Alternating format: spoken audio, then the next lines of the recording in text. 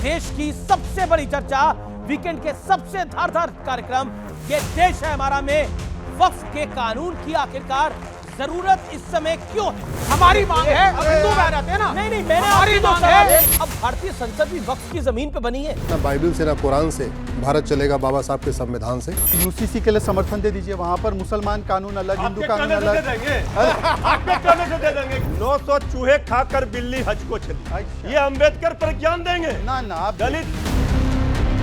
हम टैबलेट लेकर इसलिए घूमते हैं क्योंकि हम आधुनिक युग के लालटेन लेकर घूमे क्या? पूरा मुर्शिदाबाद ना गलत। मैंने कहा बिना कागज के, बिना सबूत के कोई जमीन shouting for the right to make his No point. sir, he is misguiding. संविधान में वक्फ कहाँ लिखा दिखाओ। संविधान में आप देख रहे हैं ये देश है हमारा, अमीश देवगन के साथ।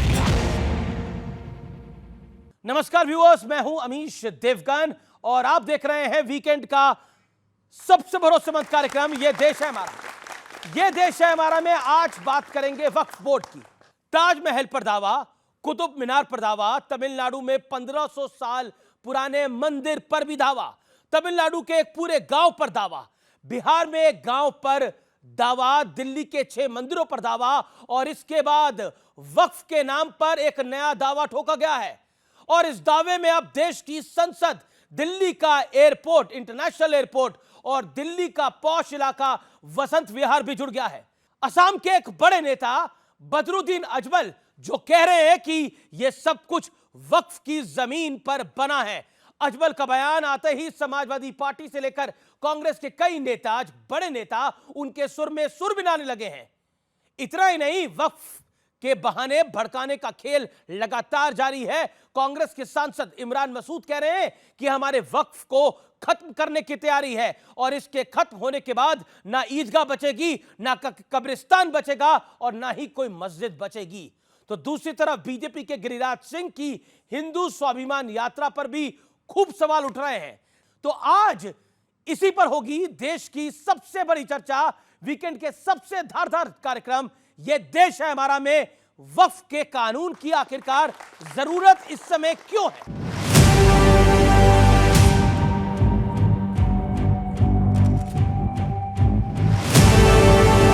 वक्फ के दावे तो आपने खूब सुने होंगे, लेकिन अब इस पर सबसे सनसनीखेज दावा भी सुन लीजिए। पार्लियामेंट है, वो खुद भी पूरा का पूरा इलाका, वसंत विहार का पूरा इलाका, एयरपोर्ट तक, एयरपोर्ट भी यही वक्फ के प्रॉपर्टी के ऊपर बनाया गया। ये आ गए, इसके साथ इनको नहीं खेलना चाहिए। और इस बयान के बाद भड़काने, उकसाने और सियासी आर पार का दौर शुरू हो गया। हमारे वक्त को खत्म करने की तैयारी है तो ना ईदगाह बचेगी, ना कब्रिस्तान बचेगा, ना खानका बचेगी, ना कोई मस्जिद बचेगी। हमारे प्रदेश के मुख्यमंत्री कहते हैं बटोगे तो कटोगे। क्या तुम्हारी समझ में नहीं आ रहा है कि वो क्या बोल रहे हैं? पहले शिकार हम हुए, अगले शिकार आप होगे। बदरुद्दीन अजमल साहब एक जिम्मेदार इंसान है। अगर उन्होंने इस तरह से कहा है तो उनके पास कोई उनको एविडेंस होना चाहिए, और अगर एविडेंस है तो मैं समझता हूँ ये अफसोस की बात है कि हमारी ज़मीनों पर बंदर बांट हो रहा है। भारत सरकार के अलग-अलग मिनिस्ट्रीज के अंदर बहुत सारी वक्फ की प्रॉपर्टी है जो उन्होंने कब्जा रखी है। अगर ये कानून पास हो जाता है तो वक्फ प्रॉपर्टी का ज्यादा हिस्सा सरकार कब्जाएगी, अपने मंत्रालयों को काबिज कराएगी। अगर ऐसी बात है तो ये बड़ा बेहुदा बयान है। 70 साल सत्ता में जो लोग रहे हैं या रीजनल पार्टीज के रहे हैं, उन्होंने वक्फ को लूटा है। देश के वजीर आजम ने, हमारा एक ही मकसद है कि ट्रांसपेरेंसी रहे और जिन लोगों ने इसको लूट खसूट करा है उसको अकाउंटेबिलिटी पे लाया जाए। ये रायसीना हिल्स जो है, ये रायसीना गांव था जिसमें ज़्यादातर पिछड़े समाज के लोग रहते थे, गुर्जर ज़्यादा संख्या में थे। इसकी रिसर्च करनी चाहिए, दोबारा स्टेटमेंट अजमल साहब को इस पे जारी करना चाहिए। पुराने व्यक्ति हैं, वरिष्ठ आदमी हैं, अगर वो ऐसा कह रहे हैं तो आई थिंक उनके पास साक्ष्य होंगे। साक्ष्य हैं तो जेपीसी के सामने रखें। जेपीसी देश भर से सुझाव आमंत्रित कर रही है। अब जरा तथ्यों की भी बात कर लेते हैं। दिल्ली वक्फ बोर्ड सूत्रों के मुताबिक उसके पास नई संसद और एयरपोर्ट से जुड़ा कोई दस्तावेज मौजूद नहीं है, लेकिन वक्फ को लेकर एक और बड़ी सियासत चल रही है। वक्फ पर बनी जेपीसी की बैठक में कर्नाटक अल्पसंख्यक आयोग के पूर्व अध्यक्ष अनवर मणिपेडी ने कांग्रेस अध्यक्ष मल्लिकार्जुन खड़गे पर वक्फ की संपत्ति हड़पने का आरोप लगा दिया। वक्फ बोर्ड पूरे हिंदुस्तान में जमीन हड़पता है और मल्लिकार्जुन खड़गे ने उनकी जमीन हड़प ली है। ये कांग्रेस पार्टी में खाली हड़पा हड़पी चल रही है।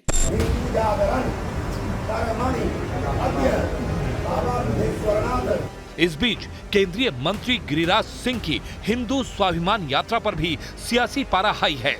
विपक्ष ध्रुवीकरण और सांप्रदायिकरण का आरोप लगा रहा है और तो और सहयोगी जेडीयू के नेता भी इस यात्रा पर सवाल उठा रहे हैं। लेकिन आज सबसे बड़ा सवाल है कि क्या बदरुद्दीन अजमल जैसे नेता वक्फ के नाम एक वर्ग को उकसाने की कोशिश कर रहे हैं।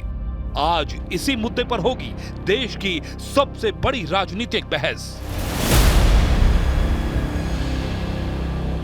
और अब आज की बहस के मुद्दे क्या है? वक्फ के नाम पर भड़काने और भ्रम फैलाने की एक बार फिर कोशिश हो रही है। वक्फ की डिमांड बेलगाम हो गई है। नए कानून का अभी यही सही वक्त है।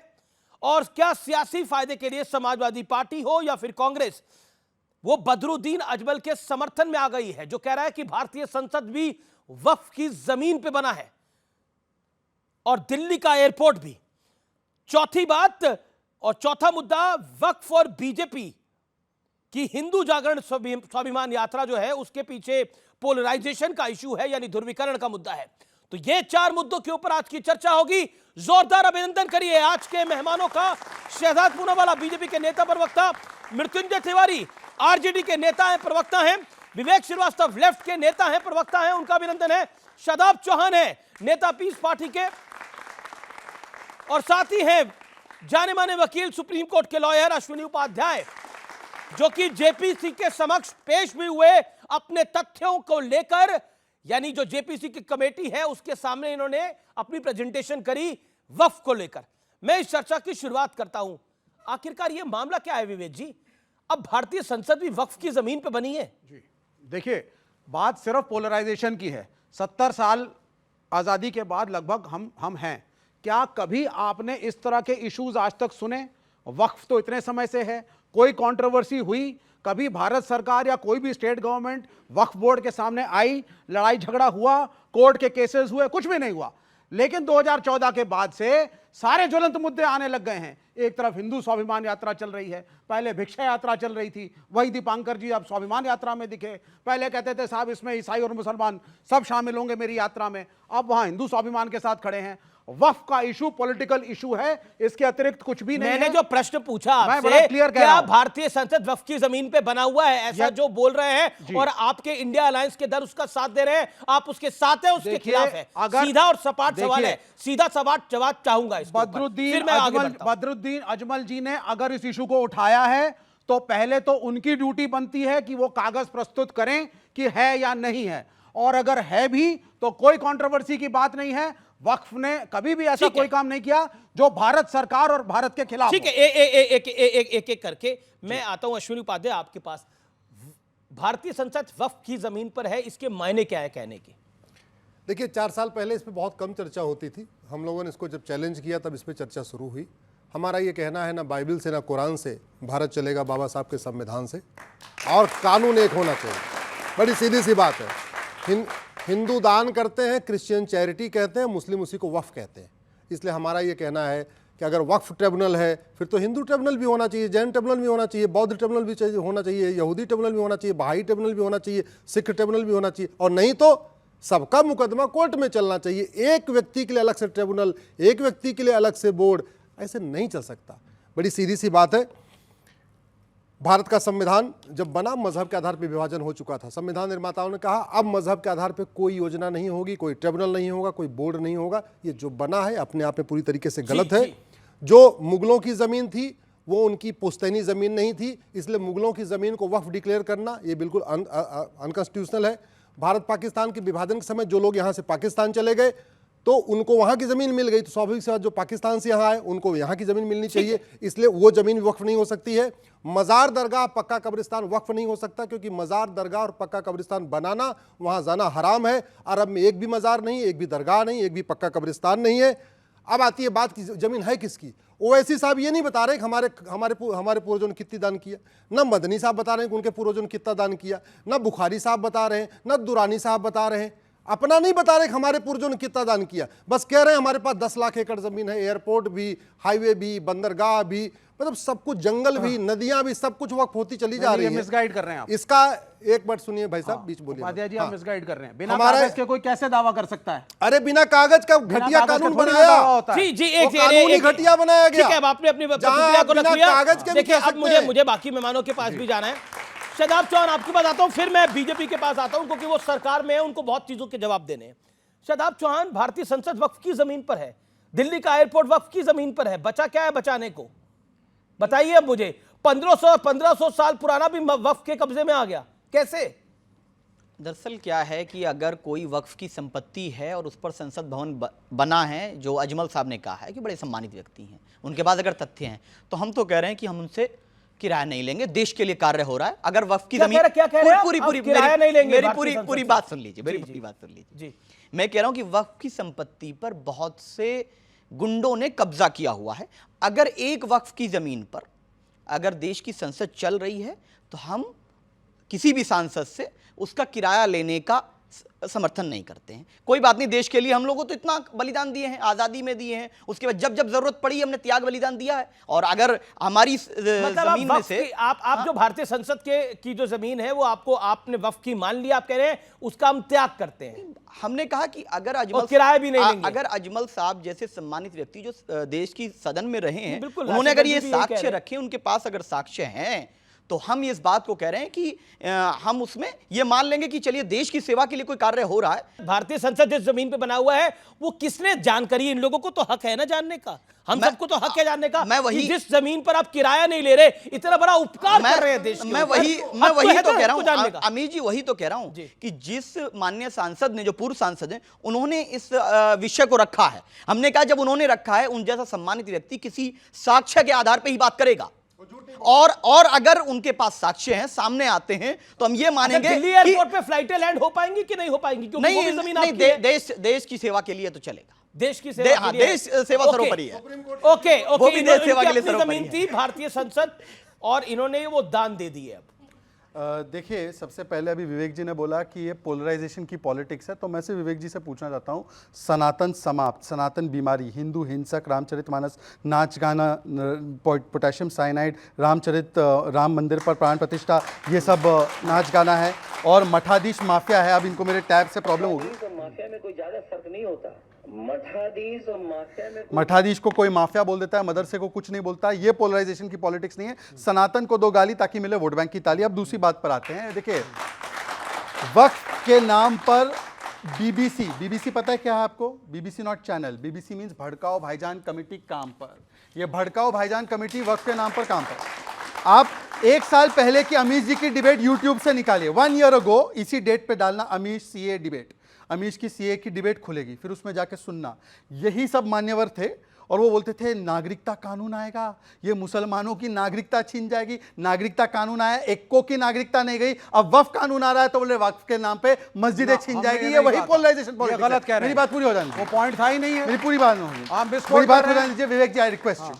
तीसरी बात, आपने पार्लियामेंट की बात की, इन्होंने कहा वक्फ की जमीन, राम जन्मभूमि की जमीन हमारी है, कृष्ण जन्मभूमि जमीन हमारी है, ताजमहल हमारा है, 1500 साल पुराना गांव हमारा है। हालांकि इस्लाम 1400 साल, मतलब कुरान 1400 साल पहले आया था। म्युनिसिपल हेडक्वार्टर हमारा है, गुजरात हाईकोर्ट हमारा है, छत्तीसगढ़ तहसील ऑफिस हमारा है। अरे अमीश जी, आपका घर देख लेंगे, बोलेंगे ये भी मेरा है, फिर आप बाहर हो जाएंगे। मैंने कहा किसी ने बोला था, गलत बात है। बस सुनिए ना, 70 साल से, अरे पर अब बीच में क्यों मेरे जमीन पे क्यों अतिक्रमण कर रहे हैं भाई? कुछ भी नहीं बोला है विवेक जी, ये रोकिए, मेरे घर तक बोला नहीं है। गलत बयानी है भाई। एक करके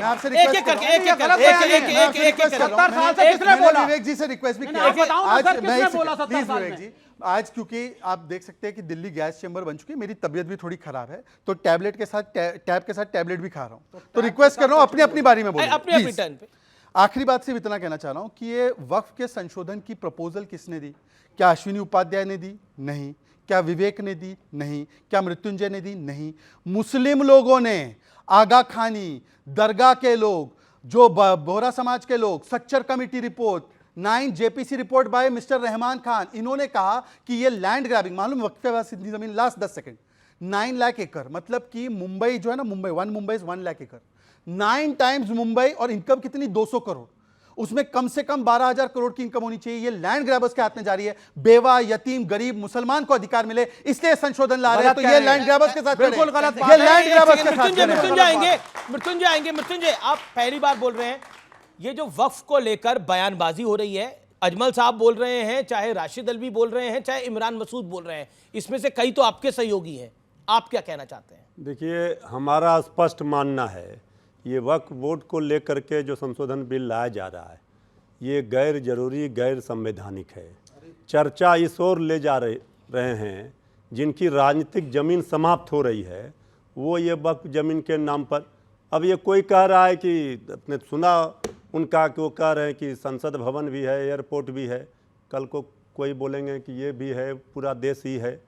ये सब चीज़ों का अगर उनके पास प्रमाण है, तथ्य है, तो वो सामने लाएं, और क्रिया के विपरीत प्रतिक्रिया होगी। अब आपने ठीक ही कहा कि अब देखिए, वो कह रहे हैं इधर राग अलाप है, उधर वो कह रहे हैं हिंदू स्वाभिमान को बचाना है। भाई, ये देश सारे जहां से अच्छा हिंदुस्तान हमारा क्यों? बहुत बढ़िया। इसलिए कहा गया है, ना हिंदू बनेगा ना मुसलमान बनेगा, इंसान की औलाद है, इंसान बनेगा। ये देश की हमारी खूबसूरती है, इसी से ये परेशान है।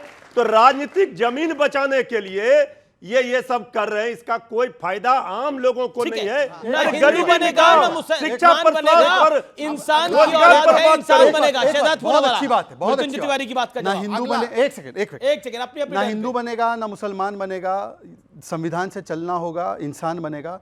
तो यूसीसी के लिए समर्थन दे दीजिए, वहां पर मुसलमान कानून अलग, हिंदू कानून अलग। आपके कहने से दे देंगे क्या? ठीक कहा है। अरे 10 साल सत्ता में हुआ है। शाउटिंग सर, 10 वर्षों में ही आप शाउटिंग, डोंट शाउट सर। जो 60-70 अरे भाई, यूसीसी अम्बेडकर जी डाल के किया है, अम्बेडकर जी डाल के तिवारी जी चिल्ला रहे हैं, आपका बताइए। तिवारी जी अम्बेडकर जी पे चिल्ला रहे हैं, तिवारी जी शाउटिंग ऑन अम्बेडकर जी। क्या योगदान? अच्छा, मैं पूरी बात कर, ये अम्बेडकर जी के बारे में क्या जानते हैं? अरे भाई, आपसे ज्यादा ही जानता हूँ। आप बोले ये महात्मा भारत रत्न कब मिला था अम्बेडकर जी को? अरे मैं सुनिए, मेरा निवेदन है, एक एक करके।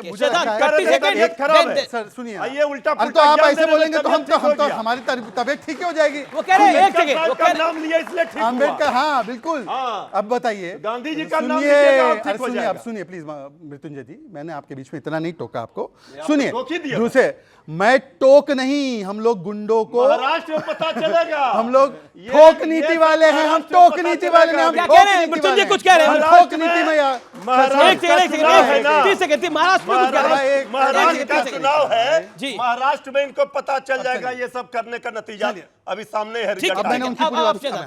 वो कह रहे हैं महाराष्ट्र में पता लग जाएगा, 2-2 हाथ हो जाएंगे। सबसे पहले अभी आप सब बच्चे लोग जो है ना, मैं छोड़ देता, मैं नहीं दिखाता, आप गूगल कर लीजिए, अजमल बदरुद्दीन अजमल, ये वाले, ये मिस्टर ही, ये mister is in India alliance, India alliance के साथ है। अभी पोलराइज कौन कर रहा है? इंडिया अलायंस हो गया, पहली बात। दूसरी बात, मैं इनसे सिर्फ इतना पूछ रहा हूं ना, ये तो बोल रहे कि हम तो पोलराइज नहीं करते, हम सबका साथ, सबका विकास चाहते हैं। तो एक बार बोल दे कि हिंदुओं का हिंदू वक्फ बोर्ड का इक्विवेलेंट बना दो, क्रिश्चियन का क्रिश्चियन वक्फ बोर्ड का इक्विवेलेंट बना दो, बता दो। एक सेकंड, सब चुप हो जाए, एक सेकंड, अब आप चुप रहिएगा, अब आप शांत रहिएगा, एकदम चुप है। देखिए, एक पॉइंट हुआ, जैसा वक्फ बोर्ड है वैसे हिंदुओं के लिए भी एक ऐसा बोर्ड बनना चाहिए, उसके समर्थन में है, क्योंकि आपने बोला ना हिंदू बनेगा ना मुसलमान बनेगा, इंसान की औलाद है, इंसान बनेगा। तो इंसानियत के नाते जो कानून शादाब चौहान और शहजाद पूनावाला के पास है, वो कानून मृत्युंजय तिवारी और विवेक के पास बोलिए। ये देश अपने नियम कानून से चलेगा, बीजेपी के नियम कानून से नहीं चलेगा, संविधान से चलेगा। हिंदू के लिए क्या नियम है, मुसलमान के लिए क्या है, क्रिश्चियन के लिए क्या है, वक्फ किसके लिए? वक्फ किसके लिए? हिंदू के लिए वक्फ क्या? वक्फ बोर्ड पर जिस तरह से अभी संशोधन बिल लाया गया, ये कहीं पर निगाह है, कहीं पर निशाना। नहीं, एक मृत्युंजय भाई, आप टीकाधारी हिंदू है। अरे हम ओरिजिनल हिंदू है, नकली नहीं है। हम असली हिंदू हैं और ये हिंदू सिखाता है सभी धर्मों का सम्मान करना। बिल्कुल सम्मान करना सिखाता है, लेकिन मेरा प्रश्न जो है वो बहुत वाजिब है। मैं कह रहा हूं the right which Muslims have, जो वक्फ का अधिकार मुसलमानों के पास है, क्या वो अधिकार हिंदू सिख ईसाई के पास भी होना चाहिए? क्योंकि बराबरी की बात है। आप उसके समर्थन में हैं या उसके खिलाफ है? हम कह रहे हैं हम समर्थन में हैं इस देश के संविधान में जो लिखा है, जो नियम कानून बना है। हम समाज मजहब के नाम पे नहीं होना चाहिए। हम मजहब के नाम पर समाज को तोड़ने का, मजहब के नाम पर कोई नहीं होना चाहिए ना। हम क्या कह रहे हैं, संविधान में अगर मजहब के एक सेकंड बिना सबूत के कोई भी जमीन, चाहे वक्फ की हो चाहे आपकी प्राइवेट प्रॉपर्टी हो, उसका कोई भी अस्तित्व नहीं होता। तो अगर कोई कहता है वक्फ के पास ये है, वक्फ के पास वो है, तो उनके पास पेपर भी होने चाहिए। तो आपको इनसिक्योर फील करने की कोई जरूरत नहीं है कि कोई कुछ भी कह देगा। वक्त जैसा कानून क्यों होना चाहिए? देखिए जो दर्शकों के लिए मैं पूछता हूं, वक्फ के फॉर कौन है और वक्फ के अगेंस्ट कौन है? द ऑल फेयर, यानी वक्फ के खिलाफ कौन है, वक्फ के साथ कौन है? आपको क्यों लगता है कि वक्फ का कानून जो है वो संविधान के दायरे में है और वो इक्वल राइट देता है? एग्जैक्टली। कैसे? वक्फ की प्रॉपर्टी कंटेस्ट की जा सकती है, उसके ट्रिब्यूनल्स हैं, उसमें कोर्ट में जा सकते हैं, उसके अंदर सरकारी नुमाइंदे जो हिंदू हैं वो भी उसके ट्रिब्यूनल में बैठते हैं। ये सारे क्लैरिफिकेशन हैं। और इसी प्रकार से हमारी मांग है, अब हिंदू बह जाते हैं ना, मैंने हमारी मांग है सारे हिंदू मंदिरों को, इसी प्रकार से सारे हिंदू मंदिरों को भी सरकार के नियंत्रण में होना चाहिए, वहां भी ट्रिब्यूनल होने चाहिए, वहां भी सरकारी कमाल की बात है, वक्फ को सरकार के नियंत्रण में नहीं होना चाहिए, होना चाहिए है। कमाल की बात है, वक्फ की ट्रिब्यूनल का फैसला कमाल की बात है। नुमाइंदे हैं मतलब ओके अश्विनी, पहली बात है झूठ परोस रहे हैं। बिल्कुल नहीं झूठ परोस रहा मैं। मठ मंदिरों को कंट्रोल करने के लिए भारत में 35 कानून चल रहे हैं, मजार, दरगाह, मस्जिद, चर्च को कंट्रोल करने के लिए एक भी कानून नहीं। वाया वक्फ है। अरे सुन तो लीजिए, सुनिए पहले, एक सेकंड सुनिए, वाया नहीं, हम डायरेक्ट बता रहे हैं, वाया गलत कह रहे हैं आप। हाँ, दूसरी बात, कुछ दिन के बाद क्या होगा जानते हैं आप? ये कहेंगे कि मुर्शिदा खान, जो मुर्शिदाबाद है, चूंकि मुर्शिद खान ने नाम, उसका नेम प्लेट पलटा था, पूरा मुर्शिदाबाद गलत। बाद में कहा, अरे सुनो भाई, अरे सुनो तो, सुनो, विवेक शाउटिंग मैच रही है, नहीं हो सकती ये गलत बताइए। आप वरिष्ठ, अरे मैं आपको नहीं कह रहा हूँ भाई, मैं बदरुद्दीन अजमल को कह रहा हूँ, शांत रहिए। अच्छा एक सेकंड आप मिसगाइड मत करिए। बिना कागज के right to make his point. Sir, he is misguiding. एक चीज बताइए, जवाब दीजिए आप। बिना किसी कागज के, बिना प्रॉपर्टी के कागजों के क्या वक्फ बोर्ड क्लेम कर सकता है जमीन को? इनको शांत होंगे, नहीं कर सकता। कुछ दिन के बाद क्या होगा, कहेंगे मुर्शिदाबाद पूरा वक्फ बोर्ड का, मिर्जापुर पूरा वक्फ बोर्ड का, जौनपुर पूरा वक्फ बोर्ड का, मुजफ्फरपुर पूरा वक्फ बोर्ड का, क्योंकि इन शहरों के नाम में बाकायदा वहशी दरिंदों का नाम आ रहा है। कहेंगे होशियारपुर पूरा वक्फ बोर्ड का, गाजियाबाद पूरा वक्फ बोर्ड का, फरीदाबाद पूरा वक्फ बोर्ड का, फर्रुखाबाद वक्फ बोर्ड का। नतीजा ये, कागज नहीं दिखाएंगे, जमीन के पे मालिकाना हक जताएंगे। सवाल किसके पास है? सवाल हाथ खड़ा करे, जिसके पास सवाल है वो हाथ खड़ा करे अपने। बोलिए क्या सवाल है? कहने का तो मैं भी बोल दूं कि पूरा देश हमारा है, तो ऐसे थोड़ी हमारा हो जाएगा। बिल्कुल सही। तो लेकिन फिर वक्फ बोर्ड कहां से आ जा रही है कि बोल रही है कि ये हमारा है? एक सेकंड आप लोग शांत रहिए, ऑडियंस को बोलने देना। बताइए क्या सवाल है आपका? हमारा सवाल है कि फिर तो हमें भी चाहिए, हमारे लिए भी बोर्ड बननी चाहिए, हमारे लिए बोर्ड क्यों नहीं है? हमारे लिए बोर्ड कोई नहीं है, ठीक है, एक पॉइंट है। अच्छा ठीक है, आपका सवाल क्या है, बोलिए।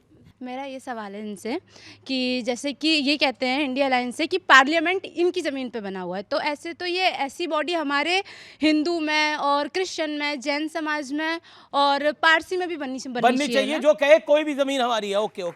ओके, और भी बड़े सारे सवाल आ रहे हैं। आपका क्या सवाल है, बोलिए। पॉइंट क्या ये है कि अगर हम वक्फ बोर्ड की अकेले बात कर रहे हैं कि उसकी जमीनें कब्जाई जा रही हैं, तो हिंदू मंदिरों में भी तो बहुत सारी जमीनें कब्जाई जा रही हैं, हम उसकी बात क्यों नहीं कर? जी ओके मैं आपके पास आता हूँ, पहले मैं आपके पास आता हूँ। शदाब, पॉइंट ये है कि देखिए बार बार एक लकीर खींची जाती है। देखिए संविधान से चलना चाहिए। संविधान की कौन सी धारा कहती है कि एक वर्ग को तो असीमित अधिकार हो और दूसरे वर्ग के पास वो उस अधिकार का नाखून के बराबर भी? जहां पर कोई भी ऐसी प्रक्रिया होगी, जैसे क्रिमिनल में सब सेम है, लेकिन पर्सनल चीजों में अब joint Hindu family tax rebate होता है, उसके बारे में बात नहीं करेंगे, वो सिर्फ हिंदूज को मिलता है, वो बाकी लोगों को नहीं मिलता।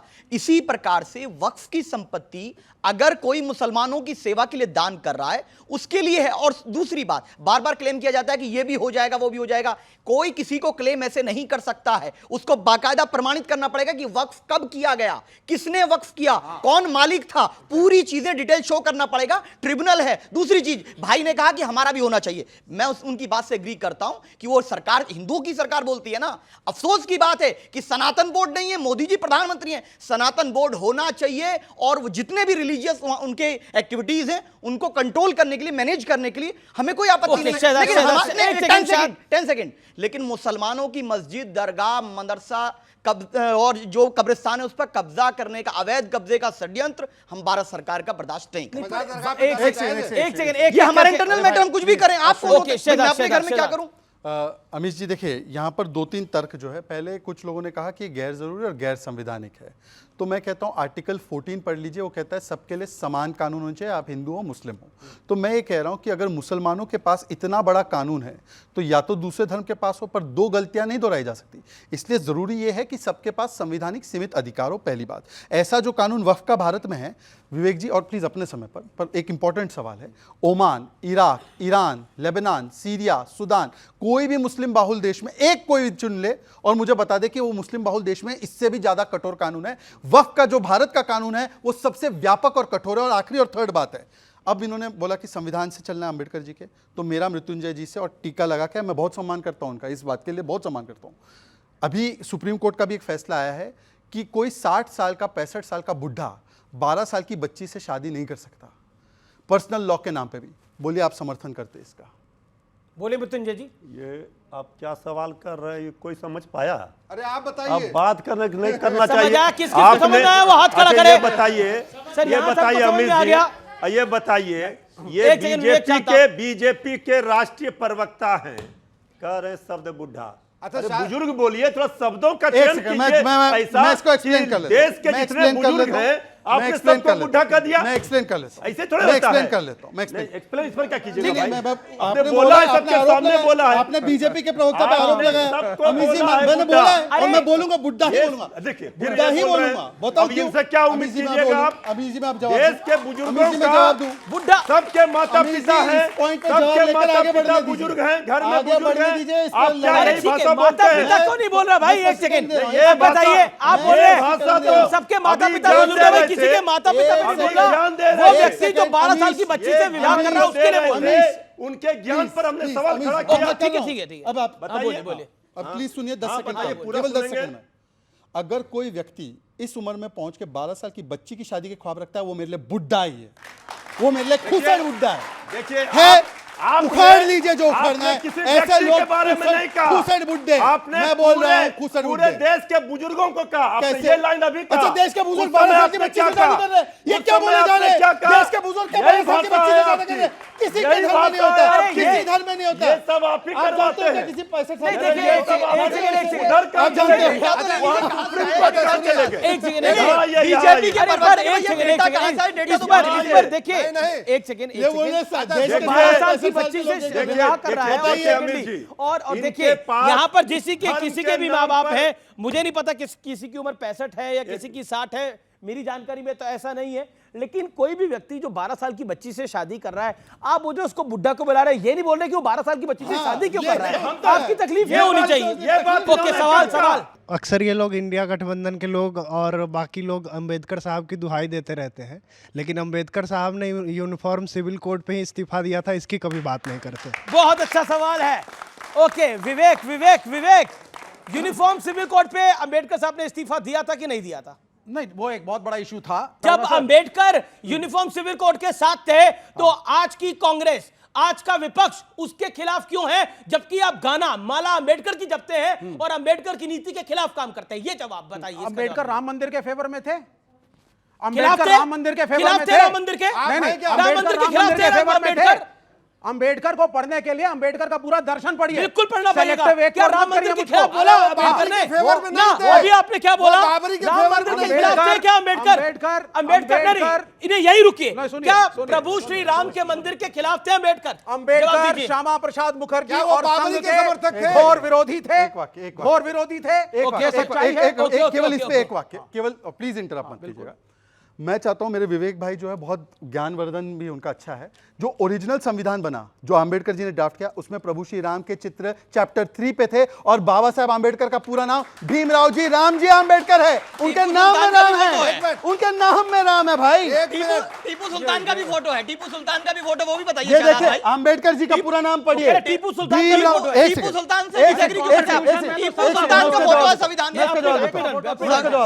में। संविधान में टीपू सुल्तान का भी फोटो है, लेकिन आप एक बात रखना चाहते हैं, दूसरी छिपा देना चाहते हैं। आप पूरी बात सामने रखिए। कौन अंबेडकर के खिलाफ है? ये कांग्रेस और लेफ्ट का क्या चक्कर है? नहीं, प्रॉब्लम ये है कि कांग्रेस और लेफ्ट जो है बीजेपी के सामने एक डिसीजन नहीं ले पा रहे, ये उनके ट्रैप में फंस जाते हैं। सीधा बोलिए कि कोई भी व्यक्ति जो इस दुनिया में आया है उन महापुरुषों को छोड़कर, कि जैसे कि श्री राम हो या प्रॉफिट मोहम्मद सल्लल्लाहु अलैहि वसल्लम हो या यही समय, उन महापुरुषों को छोड़कर जो भी इस दुनिया में आए हैं सबसे भगवान सुन लीजिए। नहीं, आस्था क्यों? भगवान आस्था की बात कर रहा हूं मैं। जो भी जिनकी आस्था है उनको छोड़कर बाकी जितने भी लोग आए हैं, चाहे अंबेडकर जी हो, गांधी जी हो या वाजपेयी साहब हो, मुखर्जी साहब हो, सबके जीवन में एक ना एक तो त्रुटि रही है, सिर्फ उन रिलीजियस हीरोज को छोड़ करके। तो हो सकता है किसी से कोई गलती हुई हो, तो इसका मतलब ये नहीं कि उस बात को उठा करके उन्होंने तो हिंदू धर्म का त्याग भी किया है। अंबेडकर जी ने तो हिंदू धर्म का त्याग भी किया है। क्या आप क्या कहेंगे? बिल्कुल हो सकती है, क्यों नहीं हो सकती? अरे क्यों नहीं हो सकती? अंबेडकर जी त्रुटि वाले थे। त्रुटि मानव का, जो मानव है, जो मानव है उससे त्रुटि होगी। जो भी मानव है सबसे त्रुटि होगी। बौद्ध धर्म अपनाया, मानव से त्रुटि होगी। उन्होंने ये कहा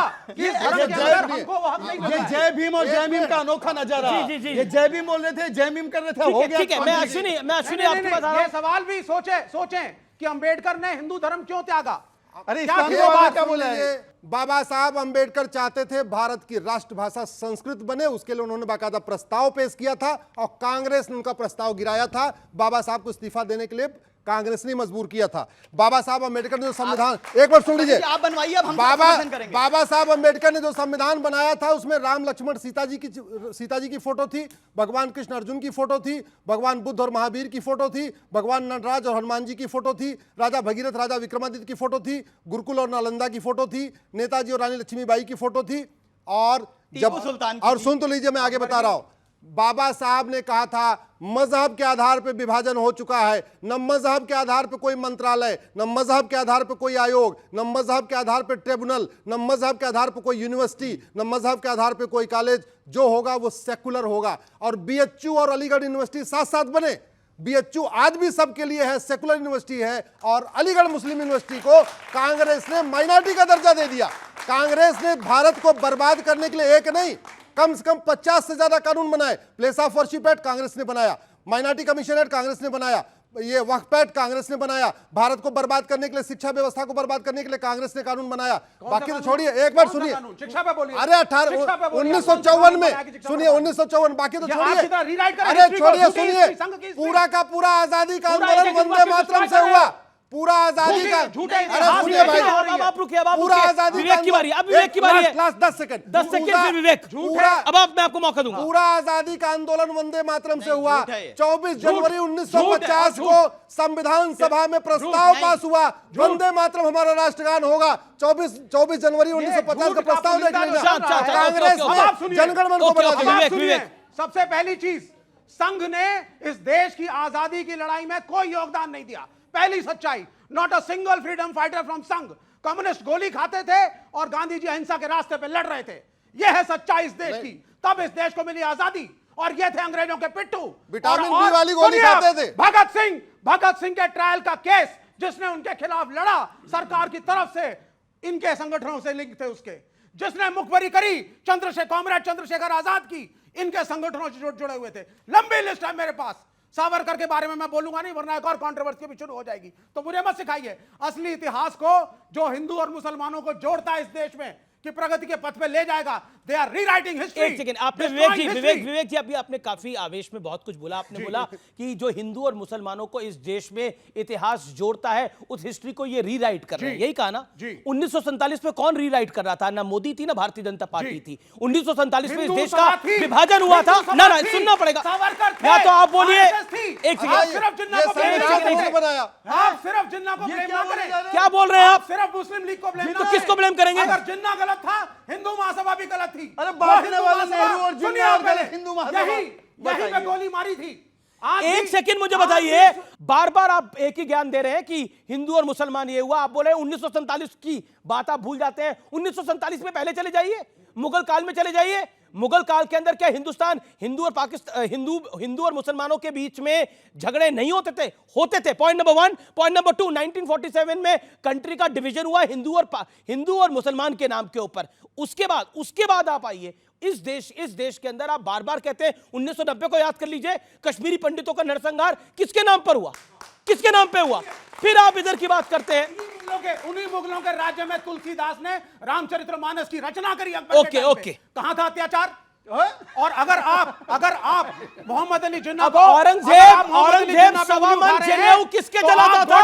औरंगजेब पर सवा मन जनेऊ किसके जलाता था? क्या बात करते हैं आप लोग? अरे इतिहास को, देश के विभाजन में इनके दल शामिल थे। ये बच नहीं सकते।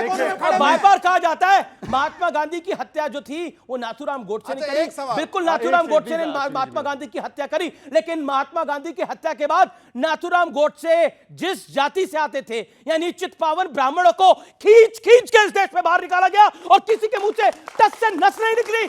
और मैं इतिहासकारों को कहना चाहता हूं, इस देश में इतिहास का चैप्टर कहां है जब महाराष्ट्र में चितपावन ब्राह्मणों को उनके घरों से खींच के निकाल के मारा गया था?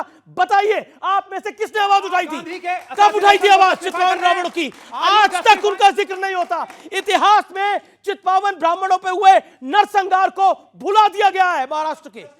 मैं जस्टिफाई को नहीं कर रहा, मैं फैक्ट बता रहा हूं। ये वो चितपावन ब्राह्मण सिर्फ थे जिनको पकड़ा गया था, जिनके उस संगठन से जिसका नाम सारे थे। अंबेडकर जी से पूरी डिबेट शुरू हुई। आपको पता है राहुल गांधी जब इन कुछ लोगों से मिले तो ये है तस्वीर, जूम कीजिए कैमरामैन ना, देखो ये अंबेडकर जी की तस्वीर को जमीन पर रखा है पैरों तले।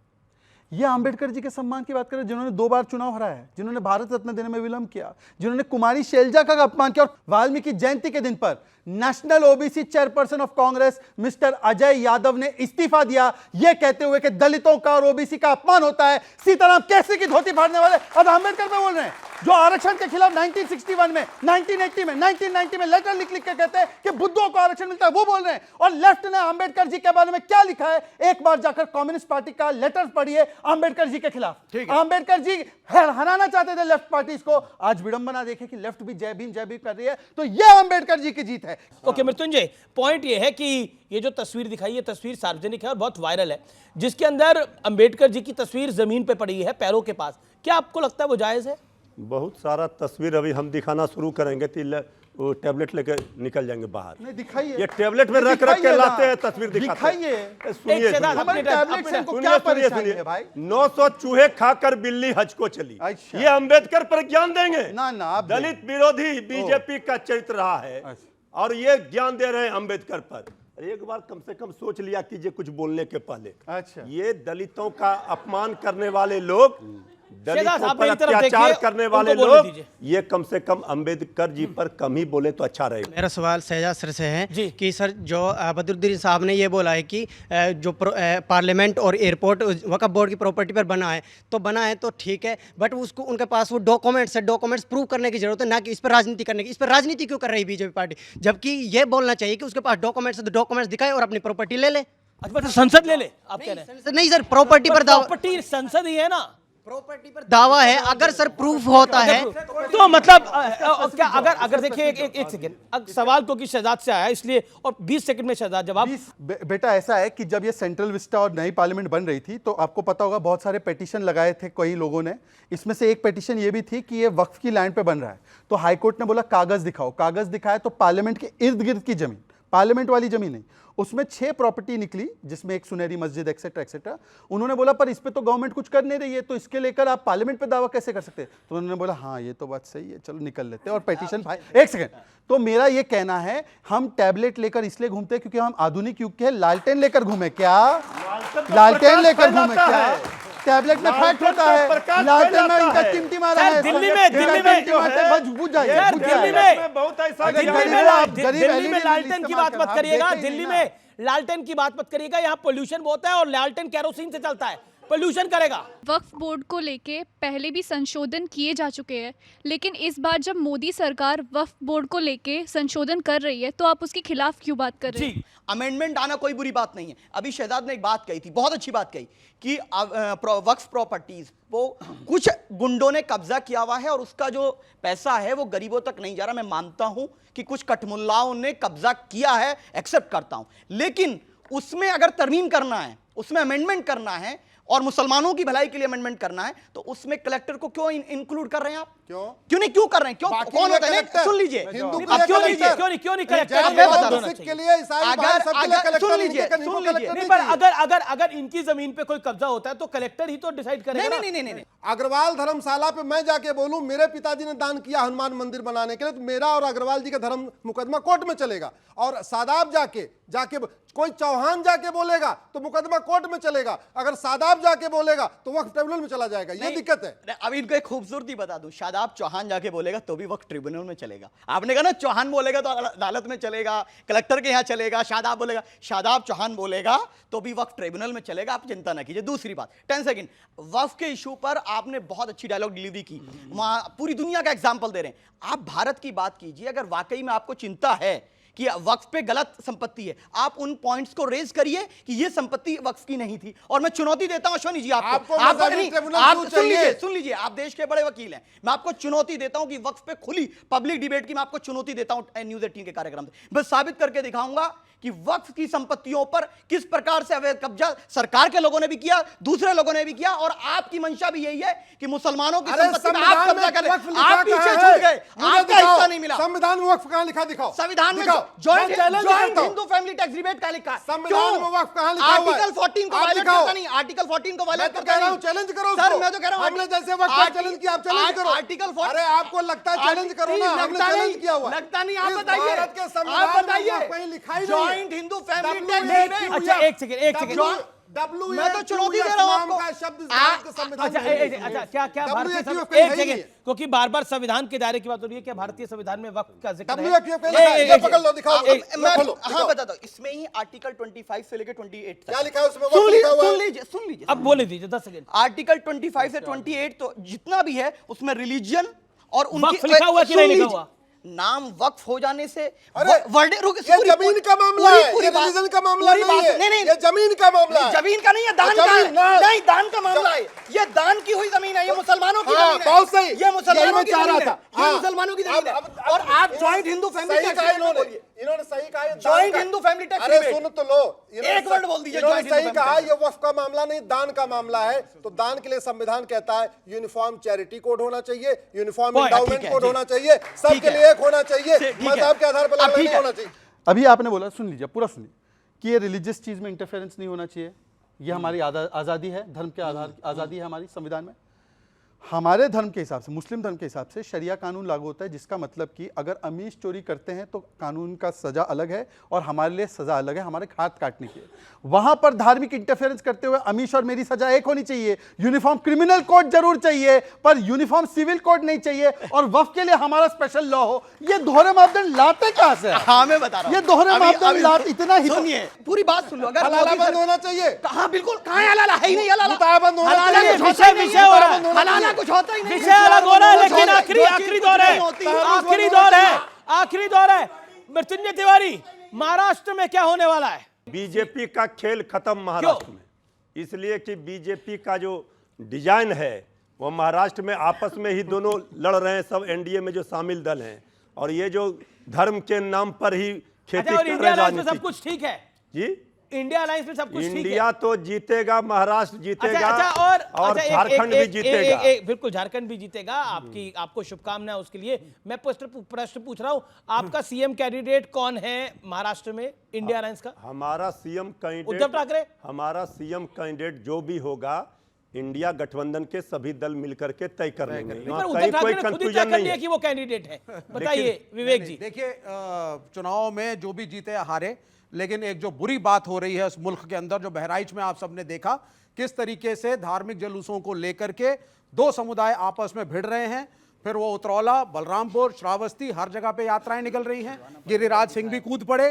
तो फांसी होनी चाहिए कि नहीं? जिन्होंने उस बच्चे को उकसा करके छत पे चढ़ाया उनको गोली मारो। और जिन्होंने गोली वो मारा, कौन लोग थे? जिन्होंने गोली मारा, यात्रा चला रहे थे, जिन्होंने उस गोली छोटे से मारा, उनको बच्चे को फांसी भड़का नहीं होनी चाहिए। करके, एक्साइट करके, इंस्टिगेट करके किसी के घर में घुसा देना, ये यही चीज होती है ना। ठीक है ओके। शहजाद, आखिरी दौर है, आखिरी राउंड है। 10 सेकंड में मैं व्यक्तिगत रूप से विवेक जी मेरे अच्छे मित्र हैं, ये मैं बता दूं आपको, मैं बहुत सम्मान करता हूं क्योंकि ये असलियत में उदारवादी प्रोग्रेसिव है, जिसको बोलते हैं लिबरल प्रोग्रेसिव। लिबरल प्रोग्रेसिव वो कहता है कि चाहे आप जितना भी किसी को उकसाओ, reaction should not be violence. आज यहां पर क्या बोले, डीजे म्यूजिक बजा दिया, मस्जिद के सामने यात्रा निकल गई, तो उसका मतलब गोली। गुस्ताखे मस्जिद की एक ही सजा गोली से उड़ा दो, गुस्ताखे डीजे का एक ही सजा गोली से उड़ा दो, गुस्ताखे हरा झंडा हटाने का एक ही सजा गोली से हटा दो। और महाराष्ट्र का सवाल क्योंकि आपने पूछा है, ये होने वाला है जलेबी बाई। जी बगल में क्या है? जलेबी आई। जलेबी से तो समझ गए होंगे, हरियाणा में यही बोलते हैं। हरियाणा में चिल्ला चिल्ला दामाद जी हरियाणा में हार गए। दामाद जी हरियाणा में हार गए। आप दोनों से निवेदन है, हमारे यहाँ युवा मित्रों को जलेबी खिलाइए, इन्हें भी जलेबी खिलाइए, खुद भी जलेबी खाइए, जनता की जलेबी मत बनाइए। यही आपको सीखना चाहिए और यही आगे सिखाना चाहिए। फिलहाल आज के इस कार्यक्रम में इतना ही, आज के इस एडिशन में इतना ही। आप सबका बहुत बहुत धन्यवाद। आप सबका धन्यवाद मेरे युवा मित्रों का। Thank you so much. नमस्कार।